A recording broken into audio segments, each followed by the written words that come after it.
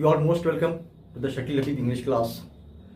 Dear students, आज की इस वीडियो में हम लोग जानेंगे कि 2025 में 2025 में 12th का जो एग्ज़ाम होने वाला है उस एग्ज़ाम में आपके इंग्लिश पेपर के सवाल कहाँ कहाँ से आएंगे। तो चलिए बगैर देर किए हम लोग समझते हैं कि एग्ज़ाम में सवाल कहाँ कहाँ से, कौन कौन से टॉपिक से, कौन कौन से पोर्शन से आ रहा है। नंबर 1 है आपका आर्टिकल्स। जैसा कि आपको मालूम है आर्टिकल्स इंग्लिश में 3 हैं, ए, एंड और द, जिसमें इन दोनों को इनडिफिनिट आर्टिकल्स कहते हैं जबकि इसे डिफिनिट आर्टिकल कहते हैं। तो आपके एग्जाम में जो सवाल आएगा वो आर्टिकल को फिल करने वाला आएगा।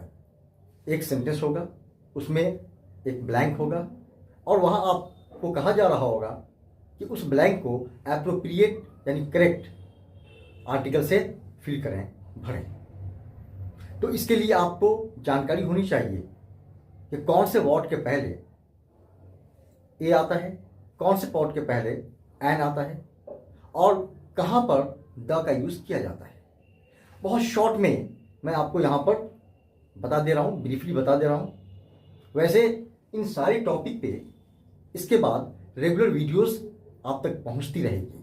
अगर आप मेरे चैनल पर नए हैं तो आप मेरे चैनल को सब्सक्राइब कर लें ताकि एक एक करके हर एक वीडियो आप तक रेगुलर पहुँचती रहे और आप स्मूथली, इजीली और कॉन्फिडेंटली एग्ज़ाम में सवाल को हल कर सकें। तो चलिए शुरू करते हैं। ए और एन, जैसे यहाँ पे एक सेंटेंस दिया है, ही केम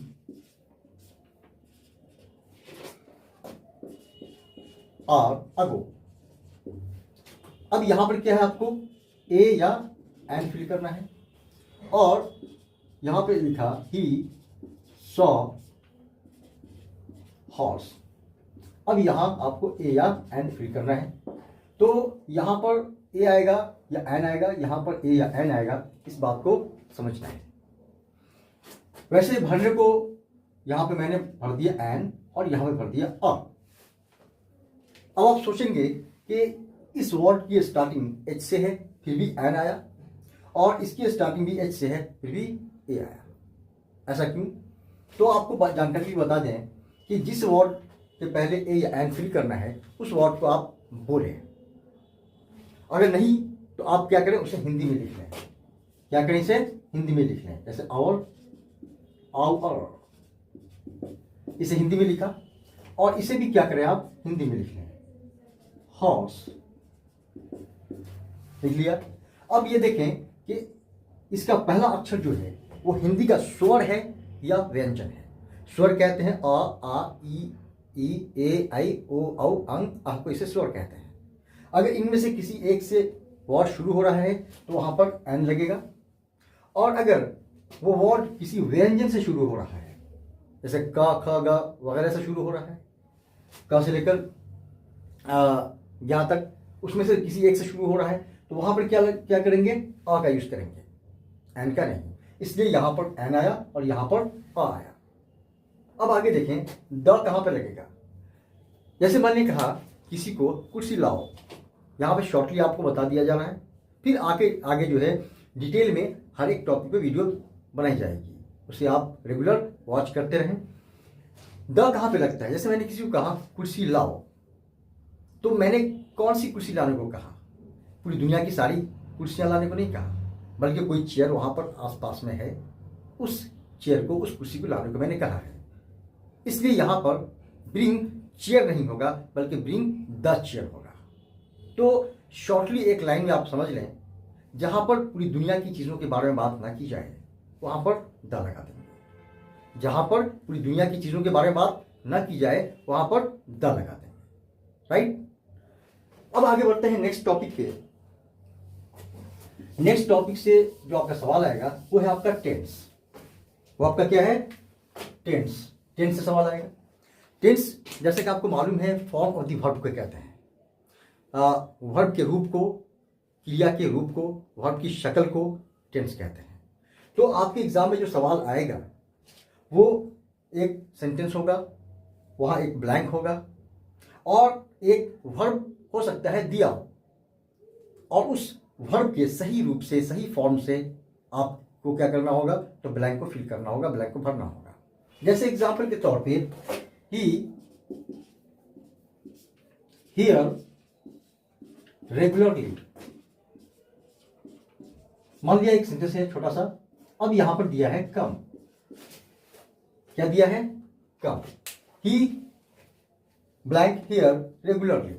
एक और सेंटेंस दिया है, he here yesterday, he here yesterday। अब यहां पर, यहां भी कम है और यहां भी कम है। यहां पे कौन सा फॉर्म आएगा और यहां पे कौन सा फॉर्म आएगा, तो इस बात को आपको समझते हुए ब्लैंक को फिल करना है। यहां देख रहे हैं he blank here regularly, he blank here yesterday। इस सेंटेंस से पता चल रहा है कि एक्शन पास्ट में हुआ। तो जब पास्ट में हुआ तो वहां पर V2 आएगा। क्या लगाएंगे? V2, मतलब वर्ब का सेकंड फॉर्म। तो यहां पर कम का सेकंड फॉर्म ये में आ जाएगा, क्योंकि yesterday से पता चल रहा है कि एक्शन पास्ट में हुआ। और यहां देख रहे हैं ही हियर रेगुलरली, मतलब ये काम अभी खत्म नहीं हुआ है, बल्कि रेगुलरली, बराबर, निरंतर होता है, मतलब प्रेजेंट फॉर्म। तो इसका क्या है, कम तो ऑलरेडी प्रेजेंट फॉर्म में है ही, लेकिन क्या हम यहां कम ही डाल दें? इसको जांचने के लिए, इसको देखने के लिए आपको सब्जेक्ट देखना होगा। सब्जेक्ट चूंकि आपका सिंगुलर है, इसलिए यहां पर कम का सिंगुलर फॉर्म मतलब V5 का यूज करेंगे। तो यहां पर कम का क्या आ जाएगा? Comes. He comes here regularly, he comes here regularly. जबकि यहां ही केम हियर yesterday। तो इस तरह के सवालात होंगे, इस तरह के क्वेश्चंस होंगे आपके एग्जामिनेशन में। वहां आपको क्या करना होगा? ब्लैंक को फिल करना होगा correct form of the verb से, यानी वर्ब के सही शक्ल से, वर्ब की सही रूप से। नेक्स्ट टॉपिक पे आते हैं। आज हम लोग इस वीडियो में बस नहीं जानेंगे कि सवाल कहां कहां से आएंगे, उसके बाद हर एक टॉपिक पे आपको रेगुलर वीडियोस मिलती रहेगी। अगर आप मेरे चैनल पर नए हैं तो आप मेरे चैनल को सब्सक्राइब कर लें, ताकि आपको मेरी सारे वीडियोस रेगुलरली मिलते रहें, बराबर मिलते रहें।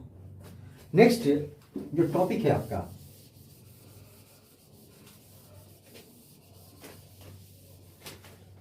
नेक्स्ट टॉपिक है आपका मॉडल्स। क्या है? मॉडल्स। मॉडल्स, मॉडल्स इंग्लिश में आपके 10 हैं, 10 हैं। Can, could, may, might, shall, should, will, would, must और आउट टू। इन 10 को मॉडल्स कहते हैं। बाकी जो है वो नीड, डेयर, यूज्ड, जो लास्ट में 3 बचता है, उनको मार्जिनल ऑक्सिलरी वर्ब कहते हैं। मॉडल्स आपके 10 हैं, can, could, may, might, shall, should, will, would, must और आउट टू।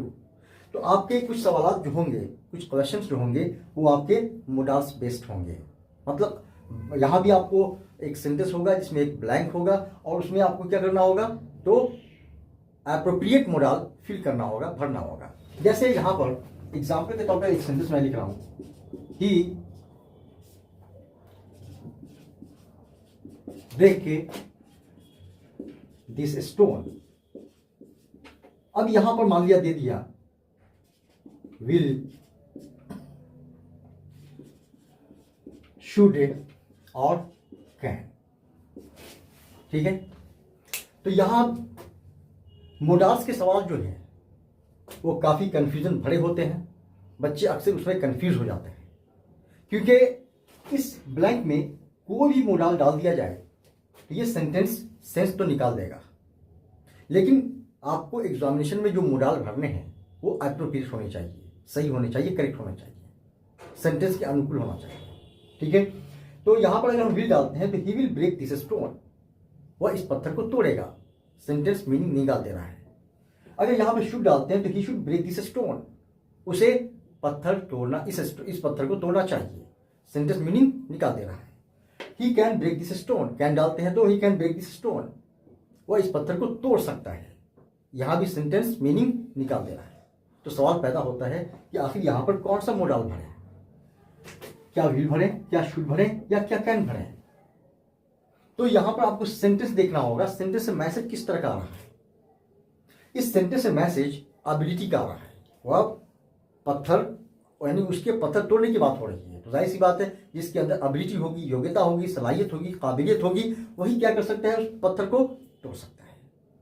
और जब आपको पता चल जाए कि सेंटेंस मैसेज क्या दे रहा है, तो फिर आपको दिमाग लगाना होगा कि उस मैसेज को देने के लिए कौन सा मॉडल यूज किया जाता है। और इस बात की जानकारी के लिए आपको मॉडल पढ़ने होंगे, जो मैं आपको नेक्स्ट वीडियोस में बताऊंगा। तो यहां पर आप देखें, इसमें एबिलिटी की बात हो रही है, तो एबिलिटी बताने के लिए, काबिलियत या योग्यता बताने के लिए जो मॉडल आता है वो कैन आता है। एबिलिटी विल से नहीं बताई जाती, एबिलिटी शुड से नहीं बताई जाती, एबिलिटी किससे बताई जाती है, तो कैन से बताई जाती है। इसलिए यहां पर क्या आएगा आपका, can. He can break this stone. तो इस तरह से आपके जो सवाल होंगे एग्जाम में वो मॉडल्स बेस्ड होंगे। नेक्स्ट जो टॉपिक है वो वॉइस है। क्या है, वॉइस। जैसा कि आपको मालूम है वॉइस दो तरह के होते हैं, एक्टिव और पैसिव। एक्टिव और पैसिव। तो आपके एग्जामिनेशन में सेंटेंस दिया होगा, हो सकता है वो एक्टिव भी हो या हो सकता है वो पैसिव भी हो।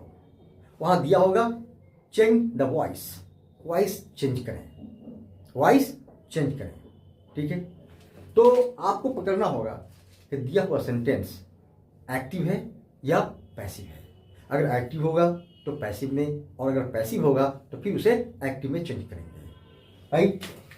तो जैसे एग्जांपल के तौर पे मान लिया एक सेंटेंस यहां पे लिख रहे हैं, ही कुक्स फिश। यहां पे एक सेंटेंस लिखा गया, तो ये सेंटेंस आपका एक्टिव में है। किसमें है, एक्टिव में है। जब इसको पैसिव में चेंज करेंगे तो सेंटेंस इस तरह से बनेगा, fish is cooked by him. ये हो गया आपका पैसिव। तो एक्टिव को पैसिव में या पैसिव को एक्टिव में बदलने के कुछ रूल्स हैं। एक्टिव और पैसिव यानी वॉइस पर एक वीडियो मैंने ऑलरेडी बनाकर डाल दिया है। आप उस वीडियो को मेरे चैनल पे सर्च करें और उसे पूरा वॉच करें, शुरू से आखिर तक, शुरू से अंत तक। तो आपकी वॉइस स्ट्रांग हो जाएगी। वहां सारे रूल्स ऑलरेडी बताए जा चुके हैं। जैसे एग्जाम्पल के तौर पर ये, तो यहाँ पर क्या है कि यहाँ इस सेंटेंस में यहाँ पे वर्ब का फॉर्म V5 था।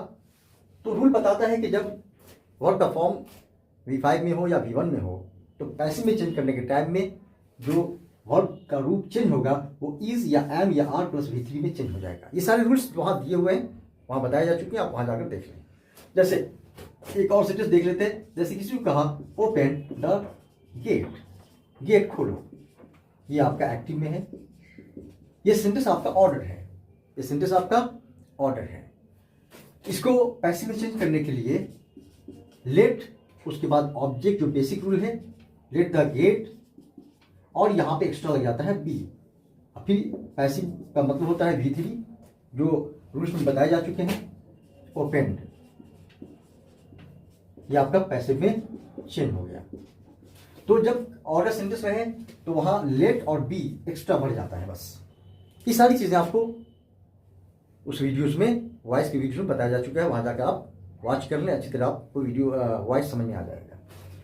तो आपके जो एग्जाम में सवाल होंगे वो कहां से होंगे, तो वॉइस से होंगे। आज की इस वीडियो में हम लोग बस इतना ही जान रहे हैं कि 12th एग्जाम 2025 में सवाल कहां कहां से आएंगे, ताकि कंसेप्ट क्लियर रहे।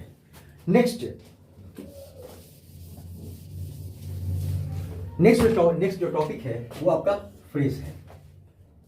क्या है, फ्रेज। फ्रेज कहते हैं अ ग्रुप ऑफ वर्ड्स को, शब्दों के समूह को, जिसका ना तो कोई सब्जेक्ट हो और ना तो कोई ऑब्जेक्ट हो, उसे फ्रेज कहते हैं। प्लस वो ग्रुप ऑफ वर्ड्स जिसका मीनिंग उसमें आए हुए वर्ड से हटकर होता है, उसे कहते हैं फ्रेज, इडियम। तो आपके एग्जामिनेशन में क्या है, कुछ इडियम या कुछ फ्रेजेस दिए होंगे और उनका मीनिंग 4 ऑप्शन दिया होगा, उसमें तो मौजूद होगा। आपको उस फ्रेज का करेक्ट मीनिंग चूज करना है। जैसे एग्जाम्पल के तौर पे ऑल टोल्ड एक फ्रेज है, एक इडियम है। तो इसका आपको क्या करना है, मीनिंग चूज करना है, सेलेक्ट करना है। 4 ऑप्शन दिए होंगे उसके अंदर से। तो यहां पर अगर देखा जाए तो ऑल का मीनिंग होता है सब, और टोल्ड का मतलब होता है कहा, सब ने कहा, ऑल टोल्ड सब ने कहा। लेकिन एक्चुअली इसका ये मीनिंग नहीं है। जैसे कि आपको अभी बताया गया, वो group of words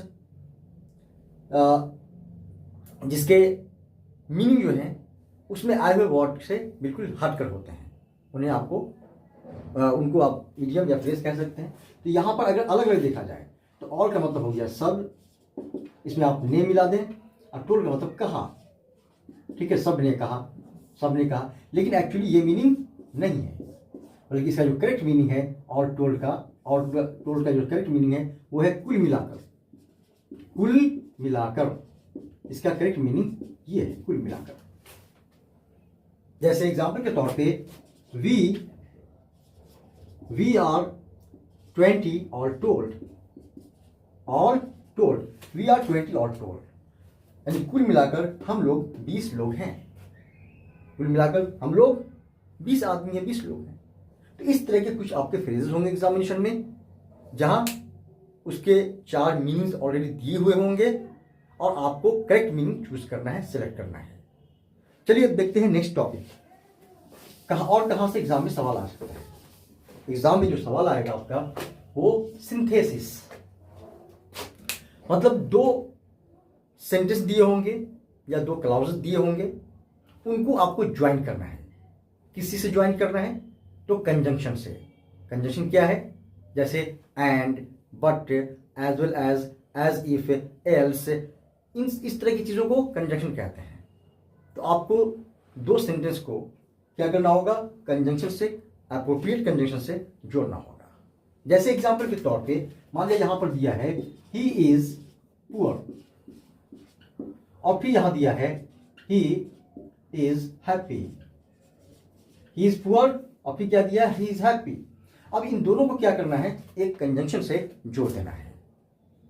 he is poor, he is happy, मतलब he is poor but happy.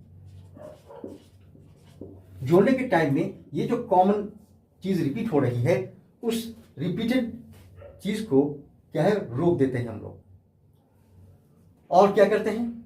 वो कंजंक्शन डाल देते हैं और फिर उसका जो बचा हुआ पार्ट है वो डाल देते हैं। खैर, इस पर भी वीडियोस बना के आपको दी जाएगी, आप उसे वॉच करेंगे कि किस तरह से सिंथेसिस के सवाल को आप इजीली आसानी से हल कर सकते हैं।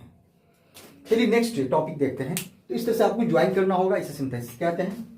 नेक्स्ट टॉपिक जहां से आपके एग्जाम में सवाल आ सकता है वो है आपका प्रीपोजिशन। प्रीपोजिशन जैसा कि पता है, प्री प्लस पोजिशन से मिलकर बना है। ये किसी नाउन या प्रोनाउन से पहले आता है और उस नाउन या प्रोनाउन का ताल्लुक, संबंध, रिलेशन आने वाले क्लाउज से जोड़ देता है, उस सेंटेंस में आने वाले क्लाउज से जोड़ देता है, उसे प्रीपोजिशन कहते हैं। जैसे आपके in, on, at, by, from, before, against, after, ये सारी चीजें क्या है? प्रीपोजिशंस हैं। तो एग्जामिनेशन में आपके कुछ सवाल होंगे जिसमें ब्लैंक होगा, वहां आपको एप्रोप्रिएट प्रीपोजिशन फिल करना होगा। जैसे एग्जाम्पल के तौर पे मान लिया दिया हुआ है कि माई बाइक रन्स, ठीक है। अब यहां दिया है मान लिया पेट्रोल, ठीक है। अब यहां दे दिया फॉर या ऑन या इन, मान लिया दिया इस तरह से। तो यहां पर आपको सोचना है कि यहां पे कौन सा प्रीपोजिशन एप्रोप्रिएट होगा, करेक्ट होगा। My bike runs for petrol, या my bike runs on petrol, या my bike runs in petrol, कौन सा एप्रोप्रिएट होगा? इस पर भी वीडियोस आपको बना के दी जाएगी, उसको आप जरूर वॉच करेंगे। यहां पर आएगा आपका on, my bike runs on petrol, मेरी बाइक पेट्रोल पे चलती है। इस तरह से आपके सवाल जो होंगे वो प्रीपोजिशन से आएंगे। प्लस नेक्स्ट जो सवाल हैं वो कहां से आएंगे आपके? तो नैरेशन से। जैसा कि आपको मालूम है, नैरेशन डायरेक्ट और इनडायरेक्ट स्पीच, इन दोनों को क्या बोलते हैं? नरेशन बोलते हैं। इस पर भी एक वीडियो बनाकर ऑलरेडी डाली जा चुकी है, आप वहाँ जाकर उस वीडियो को वॉच कर सकते हैं, देख सकते हैं, ताकि आपको नरेशन पे पूरी जानकारी मिल जाए। फर्दर मैं नरेशन पे स्पेशल वीडियो फिर बनाकर डालूंगा, उसे आप जरूर वॉच करेंगे। तो नरेशन जो है डायरेक्ट और इनडायरेक्ट स्पीच को कहते हैं। जहाँ पर सेंटेंस आपका डायरेक्ट में दिया होगा उसको इनडायरेक्ट में चेंज करना होगा। जैसे एग्जांपल के तौर पे he said I was ill, मान लिया इस तरह का एक सेंटेंस है एग्जांपल के तौर पे। वैसे क्वेश्चन किसी और तरह का भी होगा, कुछ कॉम्प्लिकेटेड भी हो सकता है, जो मैं आपको बताऊंगा। यहाँ पे मैं बस इतना समझा रहा हूँ कि आपके एग्जाम में सवाल कहाँ कहाँ से आएंगे। तो he said I was ill, उसने कहा मैं बीमार था। तो इसका ये आपका डायरेक्ट स्पीच में है, इसमें है डायरेक्ट में है। इसको इनडायरेक्ट में चेंज करेंगे तो he said that he had been ill, ये क्या हो गया आपका? इनडायरेक्ट में चेंज हो गया। ठीक है, इस तरह के सवाल होंगे आपको नरेशन बेस्ड। तो जाहिर सी बात है नरेशन के सवाल को हल करने के लिए नरेशन की जानकारी होनी चाहिए, जो जानकारी आपको नेक्स्ट वीडियोस में दी जाएगी। नेक्स्ट जो सवाल आएंगे आपके एग्जामिनेशन में वो आएंगे सिनोनिम। सिनोनिम कहते हैं सेम मीनिंग वर्ड को, समानार्थक शब्द को, एक जैसे मीनिंग वाले अल्फाज को क्या बोलते हैं? सिनोनिम। जैसे एग्जाम्पल के तौर पे आप मान लिया, एग्जाम्पल के तौर पे एक वर्ड है हेल्प, इसका सिनोनिम क्या होगा? मतलब इसके मीनिंग वाला एक और इंग्लिश वर्ड क्या होगा, उसे ही बोलते हैं सिनोनिम। तो सिनोनिम बेस्ड आपके सवाल होंगे। जैसे हेल्प का क्या हो जाएगा? तो सपोर्ट हो सकता है।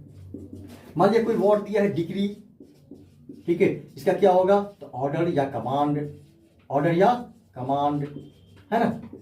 तो इस तरह से क्या होगा? सिनोनिम बेस्ड आपके सवाल होंगे। वहां भी आपको सिनोनिम एक वर्ड दिया होगा और उसके मीनिंग के सिनोनिम पर 4 वर्ड नीचे दिया होगा। उस वर्ड का जो सही सिनोनिम है, सही मीनिंग है, वो आपको चूज करना होगा 4 में से कोई एक। तो इस तरह के सवाल होंगे। नेक्स्ट जो सवाल होगा आपका वो एंटोनिम बेस्ड होगा। एंटोनिम मतलब उल्टा, विपरीतार्थक शब्द, जस्ट अपोजिट मीनिंग वर्ड, इसको एंटोनिम कहते हैं। तो एंटोनिम बेस्ड भी क्या होंगे? सवाल होंगे।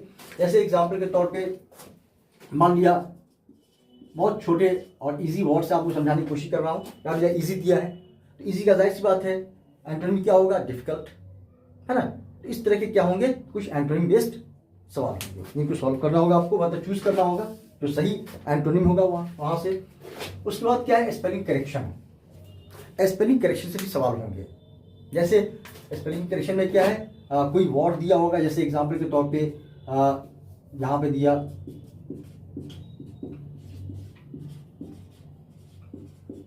अब एक वर्ड दे दिया मान लिया इस तरह का, उसमें क्या होगा? 1 या 2 लेटर चेंज किया हुआ होगा। उसको आपको क्या करना है? उसका जो सही स्पेलिंग है वो चूज करना है, वो 4 ऑप्शन में से जो दिया हुआ होगा। ठीक है, तो यहां पर क्या है? ये लिखा इनवायरनमेंट, इसका सही स्पेलिंग होगा EN, यहां पे आई की जगह क्या होगा? EYN, और यहां ए की जगह E आ जाएगा, इन्वायरमेंट। इस तरह के जो है स्पेलिंग करेक्शन पे सवाल होगा आपका, जिसे आपको सॉल्व करना है। नेक्स्ट जो सवाल होगा आपका वो एसे राइटिंग। क्या होगा? Essay writing. कोई टॉपिक आपको दे दिया जाएगा, जैसे एग्जाम्पल के तौर पे कोविड-19 दे दिया जाएगा, उस पर ऐसे लिखना होगा। या मान लिया पॉल्यूशन दिया होगा, एग्जाम्पल के तौर पे पॉल्यूशन दिया होगा, उस पर क्या है लिखना होगा। या फिर क्या है AI दे दिया गया होगा, आर्टिफिशियल इंटेलिजेंस, इस पर ऐसे लिखना होगा। कोई सा एक टॉपिक होगा जिस पर आपको क्या है ऐसे लिखना होगा। तो सवाल यहाँ से होंगे। फिर क्या है एप्लीकेशन राइटिंग, एक हो सकता है एप्लीकेशन पूछते, जैसे write an application to the principal for 2 days leave, अपने प्रिंसिपल को 2 दिनों की छुट्टी के लिए क्या है, एक एप्लीकेशन लिखो, या इस तरह का कोई भी एप्लीकेशन पूछ सकता है। नेक्स्ट जो सवाल होगा वो आपको प्रेसी राइटिंग। प्रेसी राइटिंग, प्रेसी राइटिंग किसे कहते हैं?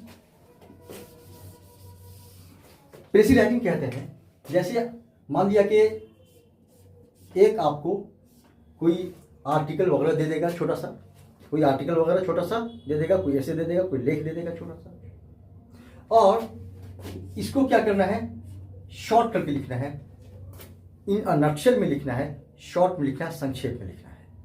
तो इसका जो तरीका है, इसका जो रूल है वो ये है कि अगर इसमें मान लिया 90 वर्ड है तो प्रेसी राइटिंग का रूल है कि उसे 1 थॉट में लिखें। किसमें लिखें?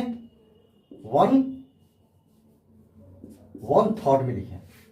90 वर्ड है, इसे क्या करें आप, इसका मिनिमम पॉइंट 30 वर्ड में लिखें। ठीक है, इसे कहते हैं प्रेसी राइटिंग, इसे कहते हैं प्रेसी राइटिंग। तो प्रेसी राइटिंग पे सवाल होंगे आपके। नेक्स्ट जो सवाल होगा वो ट्रांसलेशन पे। कुछ हिंदी के सेंटेंसेस दिए होंगे और उनको आपको इंग्लिश में ट्रांसलेट करना होगा।